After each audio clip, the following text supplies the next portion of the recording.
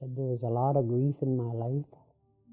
Oh, there was everything, boarding school and whatnot. And my father dying when I was just about 6, and my mother when I was 26. And then there were other deaths, you know, of uncles. And a cousin. And this was in the 70s. We lost many, many people in the 70s in our family. And it's very, very hard, you know, to lose one after another. Young people. Most of them were young.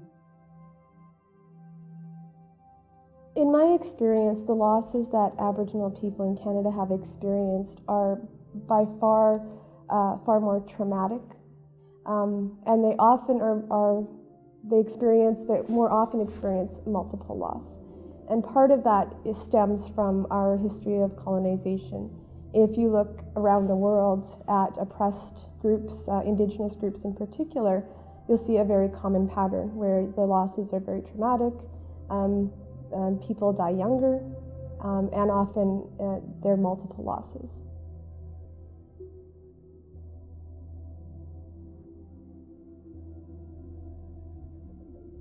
We have a kinship system that is, you know, it's not just about blood family, it's not about blood relations. So we have very different ties, I think, than many of the traditional nuclear families in Western society. And so you have this large sort of kinship network, and therefore the multiple loss, when it does happen, is more acute because you see them as family, not just somebody you knew or, you know, that somebody that's a friend of the family. They are family. I think for most Aboriginal people, if you were to go out and do a survey, I would suggest you're going to get responses where if you ask, well, how many deaths have you had in the past year, either in your immediate family or in your extended kinship family, I think you would get answers in the range of 6 to 20 to 25. There are some students I've had where they've literally had funerals every other week. A loss or a death in a community, it will affect and ripple throughout the community. And I also think that sometimes sparks the multiple loss that happens, especially among youth.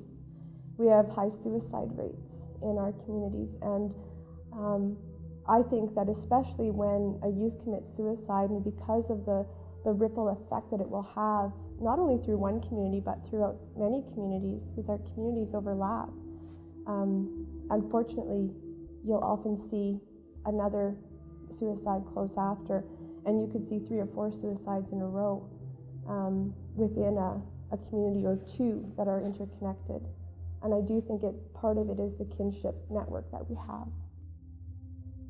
My auntie was 34, I believe. My uncle was 28. My cousin was 16.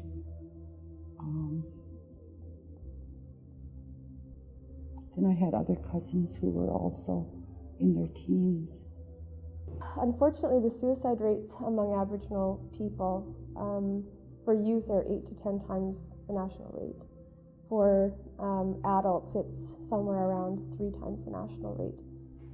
A lot of losses in my life, but the most recent ones that really hit me hard was my son Donald, who committed suicide in February 7th, 2000. And he was HIV positive. He used to always tell me he wanted to end his life, but I tell him there was more to life than he just couldn't deal with it. I guess my next significant loss was losing my partner, my husband, and that was very hard. And I didn't handle that well, like I handled it more like the way that my mom handled my brother's death. I don't want to blame the past and say it's history's fault, and if only history hadn't happened. I mean, the elders teach us that everything happens for a reason and we need to learn from it. But there is a context, and the context that I think everybody needs to understand is that we have a history of colonization and oppression, and those words in and of themselves don't even begin to describe what happened to Aboriginal people. I mean, identities were stripped. What happened here in Canada to Aboriginal people was cultural genocide. Assimilation, cultural genocide, and genocide all have been defined by the United Nations. And the United Nations has said clearly that there are many forms of genocide. That is, that there's many ways to exterminate people. And it not only happens, through warfare, or as we saw with the Holocaust and actual outright extermination of people, actually killing people. It can happen culturally, and it can be very subtle, but it can be just as devastating. And what happened in Canada, and it happened in a very purposeful way, that Canada was going to have a policy of assimilation. The United Nations says that's just a very fancy word for cultural genocide. So when I talk about cultural genocide and I talk about assimilation, I don't talk about it in a way to make anybody feel guilty. That's not the intent. We can't change the past. But we really have to understand the context of it and what was happening. And at the time, the Canadian government was doing what nations around the world were doing. It was a method to basically appropriate the land and the resources. And they truly felt through social Darwinism that what they were doing was right, because social Darwinism, after all, says some people are way up the scale and they're very civilized and others aren't, and the ones that aren't need help. And so they would always talk about helping Indigenous people, whether it was here in Canada, whether it was in New Zealand, whether it was in Australia, whether it was in India. Wherever there were Indigenous people, the idea was, we're going to help you, we're going to civilize you. And I do believe that they believed that. Stripping of identity is such an important piece that I think a lot of people miss. Residential schools played a huge part in doing that, and it wasn't just the abuses that occurred in residential schools, it was they were going to take the Indian out of the child. They were actually going to completely strip those children of their identities, of who they were. And that happened for generations. So I think that to understand those underlying processes, we're just starting in our communities to heal. We're just starting. So there's an expectation, I find, among many non-Aboriginal people that, everybody has suffered hardship, pull up your socks, get going. But I don't think they quite grasp, the intergenerational effects on these families, and that healing is a process that's very individual and it takes time. So we're just starting that. So we're not going to see great differences in our rates of death or our suicides. It's going to happen very slowly. Well, I think it's important to understand this context, because we end up having so much guilt that we can't heal through the guilt, either as the person trying to help or as the person going through the grief. And that to understand that the grief has to happen, the grieving process has to happen at so many levels. Not only at the level of I've just lost a loved one, but the fact that that person also may consciously or unconsciously be grieving for the loss of all of the things we've talked about, their traditions, their language, their identity, their parenting, everything, there's so much loss in their life. And if the person, especially, I hear a lot of people say, well, go to counseling. If that counseling or that counselor does not understand the context, I truly believe they're not going to be able to help that person no matter how hard they try, because they are not ever going to get to the full root of why we have these other issues that can't allow us to get through that grieving process. If they don't understand the context, they're not going to be able to help.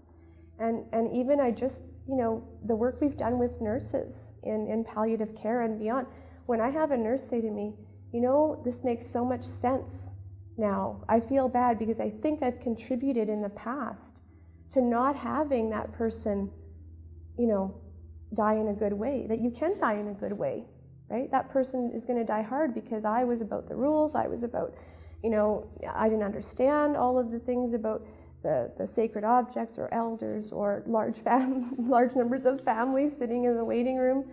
And those little things maybe could have contributed to that person and that family, grieving and letting that person pass in a good way. So I really believe that you have to understand the context. And it doesn't mean that you even agree with the way that they're doing things or the way they're grieving or the way, but you can understand it. We have to look at our communities as a living organism, and that there's a heart in that community somewhere, and you can identify those people. And then there's a spirit of that community that has to be nourished. There's the brains of that community, those people that there are certain people in the community who are always thinking about the future, and there are all the different body parts of that organism, each in our in that community. Now, in your body, if you have a sore finger, that's really preoccupying. I mean, you can't focus on anything else. I mean, you're just focused on your finger. That's all you think of. You have a really sore finger, and that detracts from your being energetic or just doing what you want, or particularly if you have a headache or any other ailment. It takes you out of your normal energy.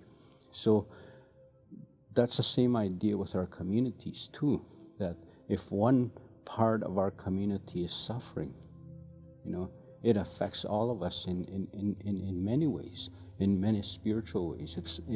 If somebody dies, it's not only the immediate family that is really hurt. Somebody else maybe 1,000 miles away can also feel that pain. So, that community is a living organism, and we have to approach it as such, that we can't heal just one little part of it.